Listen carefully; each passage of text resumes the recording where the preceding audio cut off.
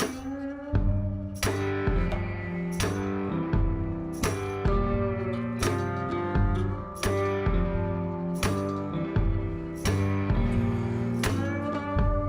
right, welcome back, ladies and gentlemen.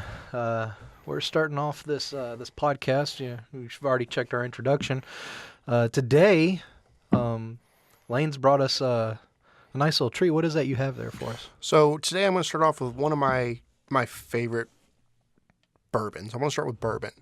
We're going to start with the Henry McKenna 10-year, bottled in bond.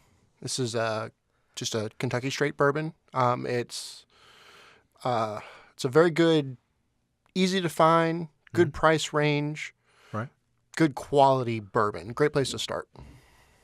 So the bottle, in case if you're looking at it in a liquor store, it's aged 10 years. It's got Henry McKenna on it, single barrel. We're looking at the green label. It says bottled in bond. Can you tell us a little bit about what that means? Bottled in bond is just another one of those laws and rules you've got to follow before you can get really into anything. So to be labeled bottled in bond, whiskey's got to be produced in one distillation cycle. Now, I don't know a whole lot behind the distillation cycles. I do know that they run in 6 month periods, January to June, July to December. But it's got to be bottled. It's got to be distilled in one of those time frames. So it can't just pass that date. And it's got to be aged for a minimum of 4 years. Right. And it has to go into the bottle at 100 proof. No more, no less. Wow. So it goes in the bottle at 100. Yes, it's finished, bottled at 100 proof to be bottled in bond. Nice. And it's usually it's supposed to be under the same master distiller. So this is the master distiller out of Kentucky. Is it actually McKenna? Do they actually have a distillery, or is this a product line of another distilling company? Well, I forgot to pull up the information. So No, you're fine. So what this comes out of is the Heaven Hill Distillery. Ah, yeah, I see that on the back. Comes out of Louisville, Kentucky. The Heaven Hill Distillery was established in 1935, and it's got they've got a good many products that come out of there. But their master distiller is, dear Lord, Jody. I can't pronounce his last name. No. Yeah. Well, we'll just go with Jody. Jody, we apologize for not knowing how to enunciate your last name. They've got two master distillers. You've got Jody, and I can't pronounce his last name, and then Charlie Downs. Mm-hmm. And these are just the two master distillers that oversee the majority of their product release. Nice. So tell us a little bit about this particular blend here. It's aged 10 years. It's in what type of barrel? It's a bourbon, so it's aged in a new charred oak barrel. Charred oak only. New charred oak barrel. Okay. Now, the way that they get a little bit of room in that, a little bit of wiggle room, is you've got 7 layers of charred. Oh wow! As your industry standard.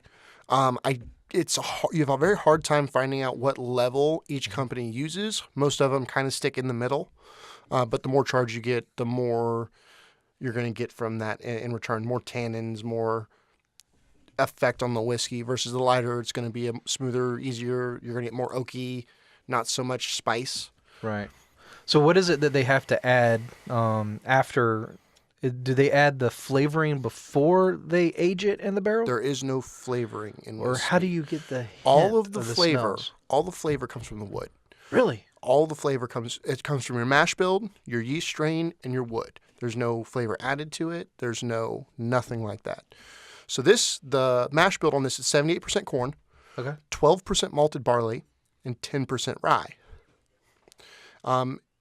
Like I said, it's bottled in bond, so it's aged in the same distillation cycle, and it's aged for 10 years. This particular whiskey is way underpriced, in my opinion, and that's a great thing. It's a wonderful, high-quality whiskey. The price point on it is probably about 2.5 stars. Gotcha. Probably a good place to put it. Our region, it's about $30 to $35. And it's very common. You can pick it up at your smaller ones might not have it, but Total Wine, we've got a few big chains like that have a bigger selection, and they'll have plenty of it. This is, in my opinion, this is one of the best whiskeys you can get for the money. Okay. Well, let's get down to the knit and grit here. Well, let's pop that top and. I love that sound.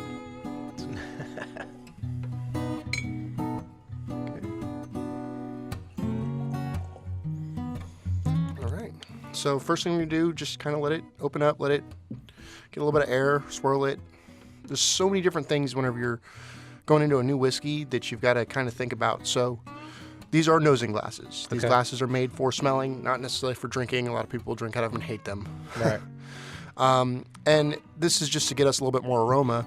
But what it's going to do is you're letting it breathe by swirling it. You're getting it's crazy because I can actually smell it as I'm swirling it. It pushes the way these glasses are designed. It pushes a lot of the alcohol up straight out the middle, and it holds those sweeter smells in the sides and the hips of it.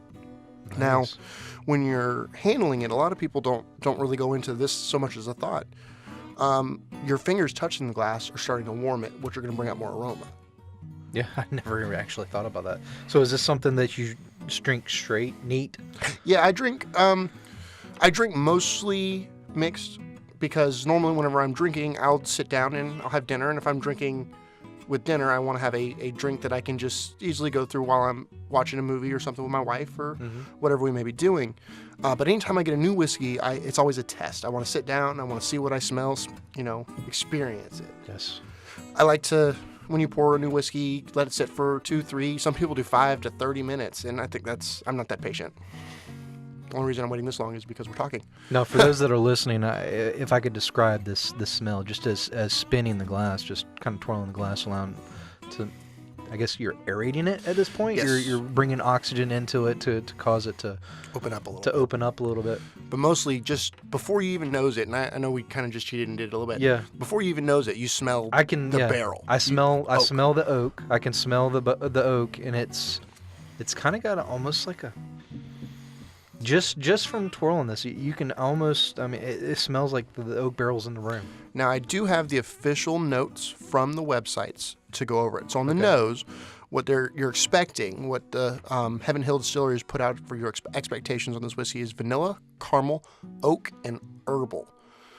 So rosemary or something along that line, just to give you an idea. I've never gotten herbal off of it, but you also got to remember these are single barrels, so every barrel is going to be a little bit different. Yeah. No 2 barrels are the same. Now, these are all hand selected to kind of go down a similar path so that each barrel is close. You have some that are going off in different directions that they'll use for other products. They want to keep each bottle kind of the same, right? But to have a pattern to be a good whiskey, but at the same time, a lot of single barrels, they want something extravagant and different. But since this is a continuing line, they want to kind of follow that same pattern. Now, if anyone's interested, this is barrel number 5466, and it was barreled August 4th, 2008. Nice. Right, so just right off the bat, just the smell of it, I can tell you right now, I can smell that caramel and the vanilla notes. Yeah, It's kind of got a, but the oak is there. The oak is the top front, and what I tell most people is, especially new people coming into it, they're like, the biggest question you get is how do you get past the alcohol? And the best way to describe it is when you're dissecting the nose or the taste on a whiskey, the first 70% is alcohol. Oh, yeah. Your first goal is to smell what's past that. Just baby steps. Right. You want to smell, and the next prevalent thing is going to be the barrel, especially on any aged whiskey. So you want to start going in and smelling the barrel, see if it smells a little different than another one, and that's a good starting point. And then you're working on expanding your palate and your nose every time you're trying something new. I'm gonna be honest. I don't really smell a very charred oak. No, and you don't get the smokiness. It almost give an idea, if anybody's cut wood out there, if you were cutting oak with a saw, the sawdust, that fresh, warm sawdust smell on oak, it does have that, and it's believe it or not, it's a beautiful smell. It's something that I smell a lot in a lot of colognes, and I love. Yes.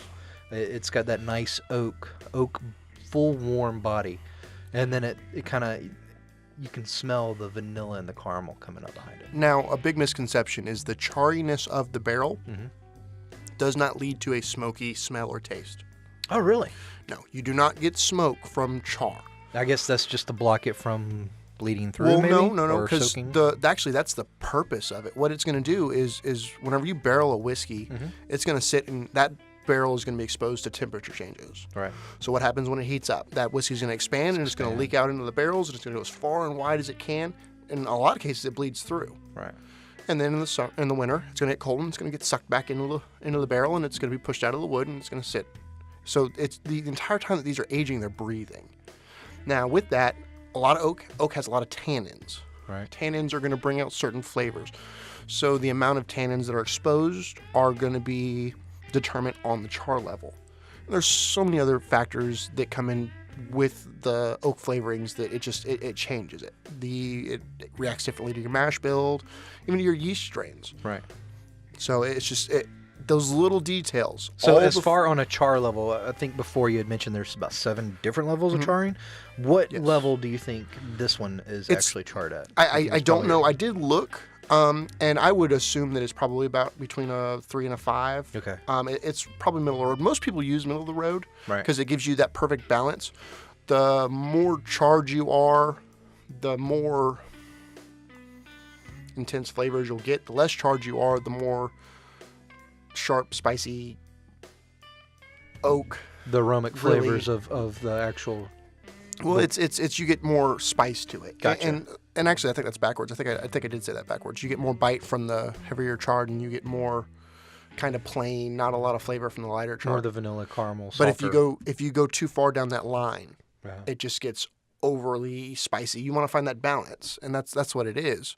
So most people stick to kind of the middle of the line. I don't actually know any company offhand that does light charred. I do know there are a few that do the heavier charred, but we'll get to that another day. Now, like I said, on nose, I always get the vanilla as the first thing. I get that before the barrel. It's just because I'm getting used to the barrel, I think. But the first thing most people are going to get is the barrel, and it's like I said, wood. The chips. barrel I smelt originally. Yeah. Now the more it's coming to just on the nose. Now on me, the caramels are always real subtle to me. I smell more vanilla than caramel. I always get more vanilla than caramel, and a lot of people go the other way with that. And it's again, And it could be a mind trick. It looks caramel, so in your head you're thinking it's maybe you smell more caramel. I guess I don't know. It's just it's perception. Everybody smells, everybody tastes, everybody does everything different. I'll go some days where I can't drink a whiskey because everything tastes like fry bread. It just depends on what I've had to eat that day. Right.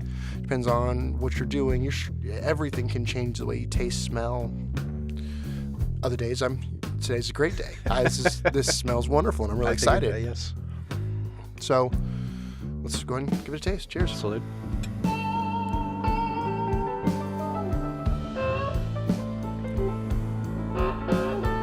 So right off the rip, you get the spice. It rolls across your tongue real well. But the secret is getting behind that and really tasting. This brings out so much. You get that subtle sweet honey, brown sugar kind of a thing rolling across your tongue. Definitely. And it's got that honey and that spice stay with you on the finish. It just travels through. This is I mean, just to give you an idea, the alcohol. I mean, a lot of people are like, man, these people are crazy. They're talking about honey and vanilla and caramel. No, it is alcohol. I think the alcohol is a carrier. It opens up the flavor for me. It's like same with spicy food. A lot of people like hot sauce because it brings out the more flavors of stuff like that. So yeah, I totally get what you're saying. This is definitely this taste. Not like something you'd get at a bar unless you got top shelf. This is definitely one of those ones that you would want on Friday after you pick up your paycheck, just to stop by the liquor store and say, you know what, we're going to sit down and relax tonight and just have a glass. So a lot of people will ask, the first question is, well, how do you get past the alcohol? And I have watching some reviews, I learned a sipping trick to help kind of cut that heavy alcohol burn right off the rip. Before you sip, you take a deep breath in, hold it, take your sip, swish it one good time around your mouth and swallow it, and then exhale immediately after. You're going to push as much of that alcohol out as you can. You're still going to get a little bit of burning in your chest, but not so much in your mouth. That is absolutely amazing. And with that, it cuts that alcohol burn. It's just a good way to get into sipping it. It gives you a heavier sip, but you still get full body. I mean, a lot of people, I would assume, I'm not sure what level of people that be listening to this podcast. I don't know if they're heavy drinkers, they love whiskey, or if they're just new to it and want to try something new, or are interested in whiskey in general. But I will be honest, this is my first time trying this. Yes, sir. And McKenna, they've done a wonderful job with this one, because it doesn't... It's different. There is a different note behind it. It's a little bit... It's not your, and what you're experiencing, I think, and again, it's all perception. I think you're experiencing a little bit more of the complexity behind it. So when you drink Jack is wonderful. It's great. It's easy. It's smooth. It tastes good. You don't have a long finish. Right. It doesn't burn too bad. It is a one-note whiskey. This is a little more complex. You've got to really dig for the flavors. You've got to really dig for the smells. And it settles. It settles differently. But they're there. Right. That's the big thing. They're there. You have the complexity. It's nothing too fancy. It's nothing too out there. It's not like you're trying to get into a scotch or something. It's just a good, easy to drink bourbon. It's and like I said, this is one of my favorites. This is one that's always stocked at my house. I don't drink as much as some people, right? But I do drink more than others. This is probably my second bottle of this in the past 8 months. Right. It is a good, easy drinking, good bourbon.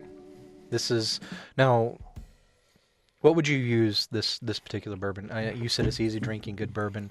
If you were to describe an evening of drinking this, would this be more of a just wanting to relax, chill, watch a movie type? So with that, and I get where you're going. There are people classify things a little different. This is a sweeter bourbon. It's not terribly spicy, so this is sitting down after dinner, kind of relaxing, drinking. This is a kind of a dessert whiskey. Yeah, that's a term that I hear a lot. I could a totally dessert get whiskey. that. Yes, I have some that are a lot more dessert whiskey. I have some that are not dessert whiskey at all. I have some that you drink when you're having a bad day. Yes, and never again. And you mix with the chaser or something. Yes, there are plenty that you just don't drink straight. Now, another trick that I do know. To open up a whiskey. So whenever you're dealing with whiskeys, you have waters and you have oils. And these are forced in and controlled. So I have not tried this with this one, and I'd like to try it. So if you take water and you add it to your whiskey, it's going to push all of your oils up to the top and all your water-soluble things down. So that you're going to get a really oily taste. Now, whenever I say add water, you're adding 1, 2, or 3 drops. If I actually get water in it. For those that are listening, he's actually have a straw and some fresh water, and he's dropping a couple drops of water from the straw. Just kind of like I got about 3. And then, you don't want to agitate it too much. You just kind of want to let it do its own thing. And then you take a sip. Now, if it's a heavy, oily whiskey, it's going to push all that oils up the top, and you're going to get a very different experience. Again, I have not tried it on this one, and I didn't even think about it until today. So this is a new experience for both of us. Wow. So let's give it a try. Brave new territory here.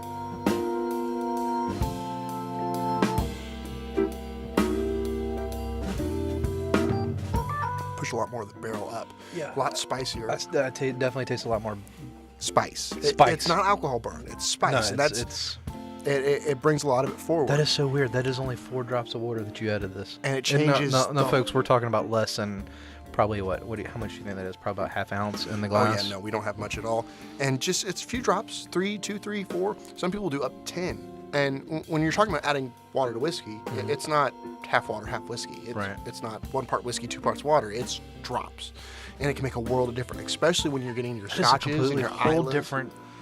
You just change this just by 4 drops of water. Yeah, now you'll take another sip and you'll get that same experience, but then after that you're going to get the more diluted and finish it. And I usually like to do that right at the end. Yeah, it's calmed down a good bit. Now at the bottom. Now, another thing that I really enjoy doing is after, and this is terribly disgusting to some people, and a lot of people will really enjoy it. Let this sit out for an hour or 2. Let it sit dry. Come back to it, smell the cup later, and it'll bring out a whole new, deeper, hidden smells that you'll never smell. So the otherwise. empty glass, just let it sit out just a little Let bit. it sit out and dry. I know some people, what they'll do is they'll put a couple drops in their hand and they'll rub it until it dries, and they'll smell their hands. But if you're like me, my hands are either soapy clean or filthy. There's no in between for me. So that's that doesn't work for me. I like to let the glass sit out. I work construction. Right. I'm either soaped clean or filthy. I'm always working on projects, so it's. You're doing a lot of metal work too. Yes, I do. I do a little bit of blacksmithing projects, a lot of welding projects, and all kinds of stuff like that. So I'm always busy, always doing something. And now I've got a new hobby. Well, ladies and gentlemen, this is definitely an awesome whiskey here, or bourbon whiskey. So if you get a chance, stop by your local liquor store, check it out. Leave us your comments. Tell us what you think. Literally, give us a reply back on our comments. Let's talk about it. Give it a try. Let us know what your thoughts are. Give us some feedback. If you've tasted this before and what your thoughts are. I wouldn't say this would be a good drink to mix, but if you were to mix, if some people, they don't like the alcohol taste too much, if they wanted to mix this, what would you recommend? So, I mean, first off, if you're wanting a very subtle, light mix, an old-fashioned is always a great way to go. I don't like an old-fashioned unless it's with a rye whiskey. Right. So this is probably my go-to is either I drink an old-fashioned or I drink whiskey ginger. Now, do you do the old-fashioned with the muddled cherries, the black cherries in the bottom? No, I do not do all that. I do the bitters, the muddled orange peel, and then just the plain soda water. Nice. A lot of people do the cherries and the oranges and stuff. That's more of a crowd appeal than it is to a traditional old-fashioned. Right.